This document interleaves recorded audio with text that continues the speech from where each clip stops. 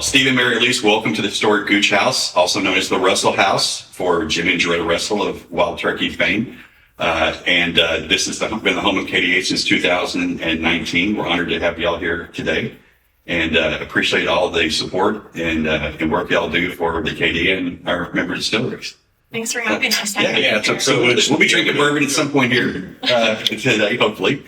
But Steve, you and I have known each other for quite a while. Just how did y'all get into the alcohol sector at McBrayer? Because I've worked with you guys with planning and zoning and things for years. Well, it's a little bit of that. Way back in the day when my dad was with the firm, he did a little bit of alcohol law. And so that in combination with the strong government relations presence we've had over here throughout the years and their relationship with you, we've been able to build and develop out this alcoholic beverage and hospitality practice, and it's just been a fantastic relationship, and we appreciate everything that you do with us. It's great to sit around and talk about an industry that we've got a lot of passion for, and our firm, you know, we say you got to really enjoy what you do, and I am as lucky as can be to be involved in the legal industry, which I love, obviously, but being able to serve some of the clients that are member distilleries of the association, who are delightful people, interesting people, brilliant people,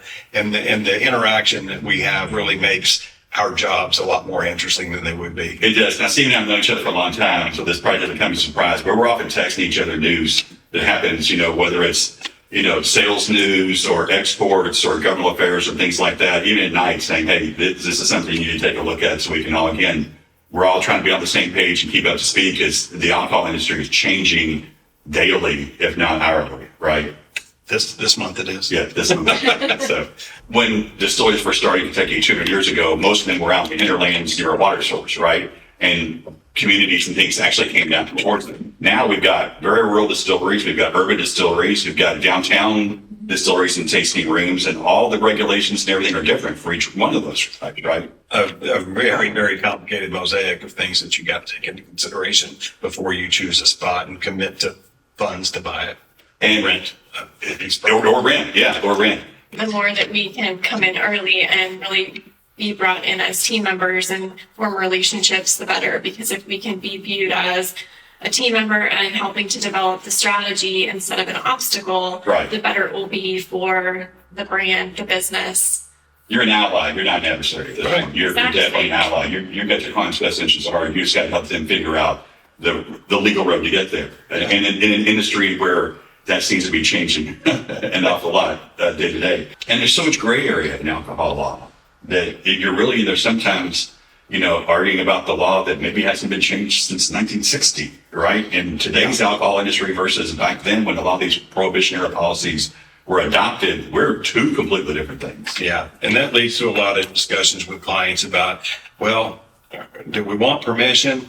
Or do we want forgiveness? And it's a constant battle to try to determine what's really the best route here. And it's a case-by-case basis, of course. And y'all got great relations with the legislature, but you've also got great regulatory relationships, especially with the ABC and things like that. And I know that's something that it's absolutely it can change every 4 years, right? So you've got to have some consistency there, and that's where y'all step in. You've got to have a great relationship with the regulators, and every bit of that is built on trust and transparency. Yeah. We're assertive with the regulators. We go and we meet them. We tell them what we do, how we go about it. We think we're consistent and deliver consistent quality applications and responses to enforcement matters. But transparency that builds trust is absolutely invaluable. If you don't have that, you really are going to have a hard time representing people in the alcoholic beverage industry.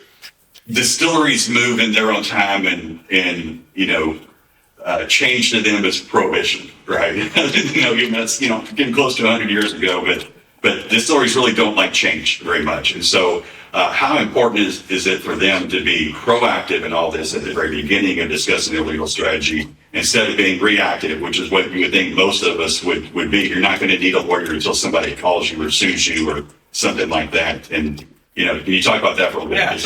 It's critically important. And it goes to what you do at the very inception of a relationship with someone who comes to us and wants to get in the distilling business or the brand business or whatever.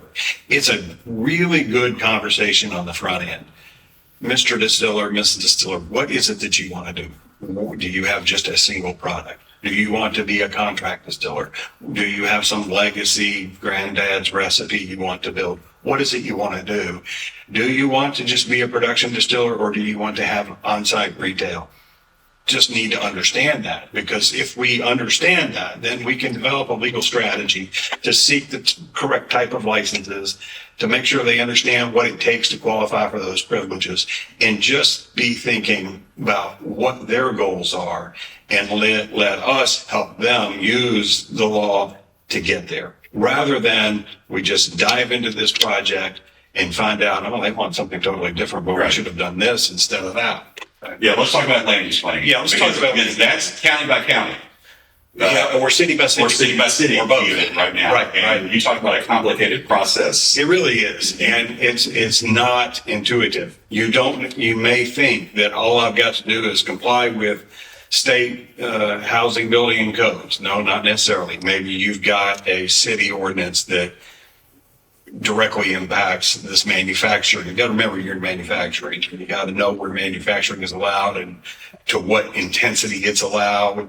And with respect to Environmental laws, with respect to distilleries, you hit every box there is to hit, from environmental to flammability of your products and FDA, Yeah. TTB, yeah. There's a lot. We use So all the acronyms. start with land use planning and make sure that this place you have picked out is eligible, whether you can ever get a license or not. Often in land use planning, you may need a government relations solution. For example, we have had some clients in urban areas, Lexington, for example, who wanted to do some creative things in the urban area, but the code of ordinances didn't really support it.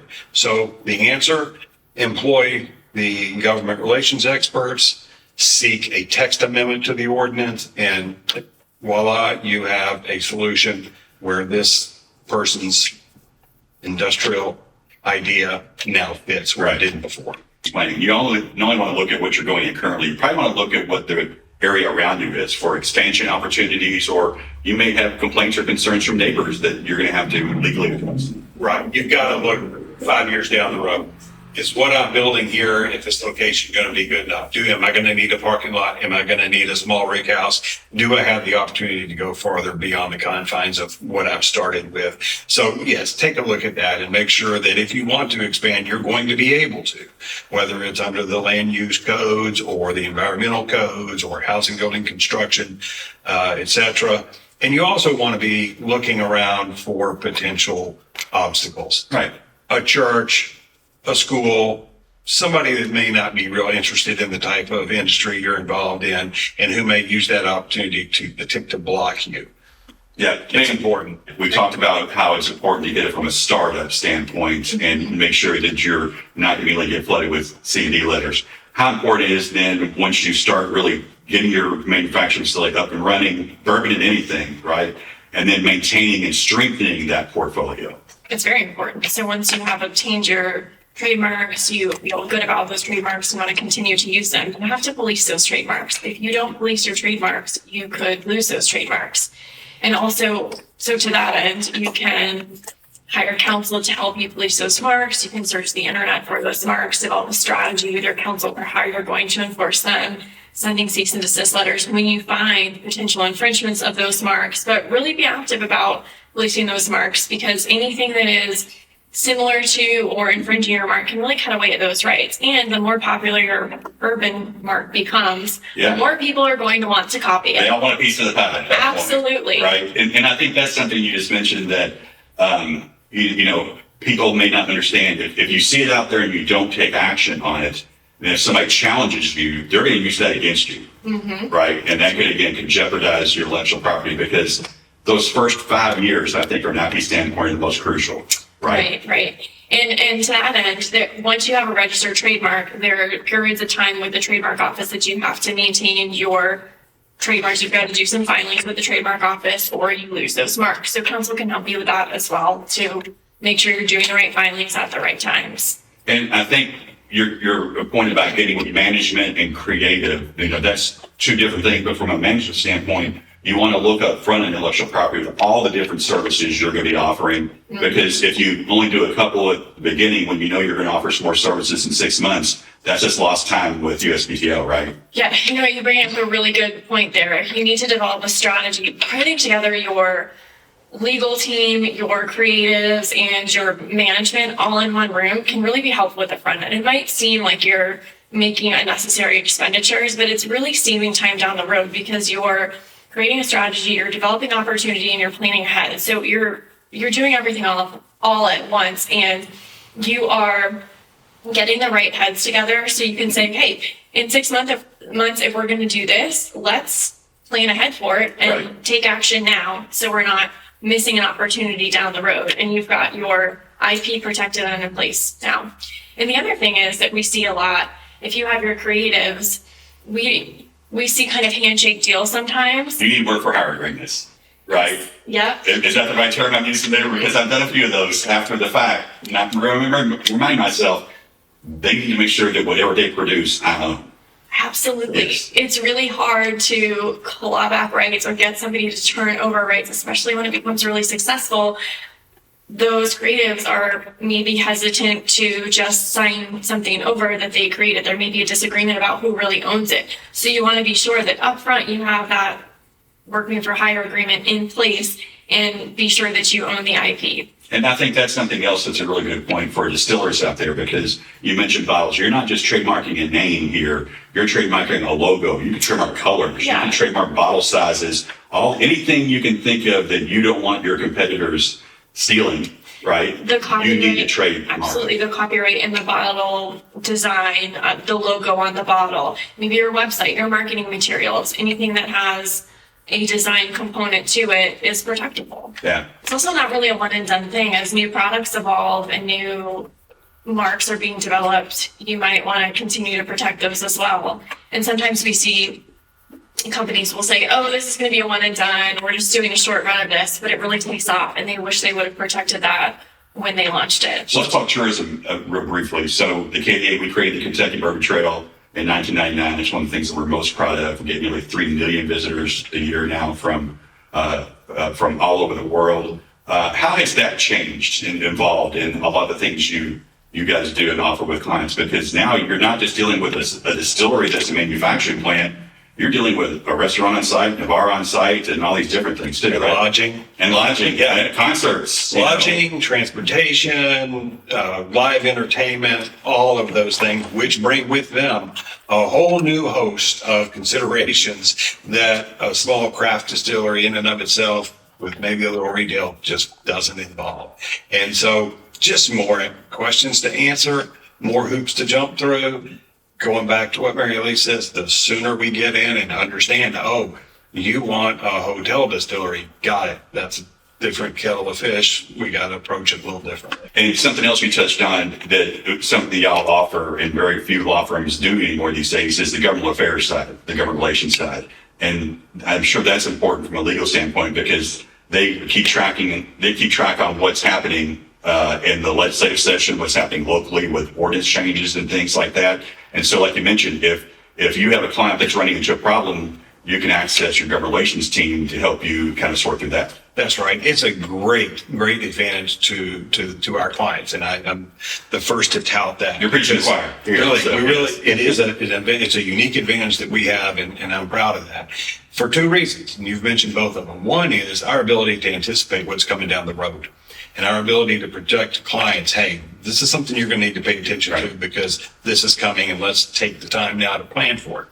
But the second piece of it is, once in a while, the ability to use the government relationship to fix a problem, whether it's a text amendment, whether it's a tiny tweak to a statute that opens up a door for some clients. We've done that on multiple occasions over the years, and it is something that we're able to deliver that some others are not. Well, Stephen, Mari-Elise, thank you so much for coming here today to the home of bourbon in Kentucky, and thank you for all the support you give to our industry, not just the KDA and being a champion member, but also all our distilleries out there that you offer legal and IP and government affairs work and everything else. We really couldn't do it without you, and we certainly appreciate all your support. Yeah, appreciate you. Absolutely. So we got to gain a little whiskey here. So cheers to y'all, and again, thanks to everybody for everything you did for us. Thank you for the opportunity.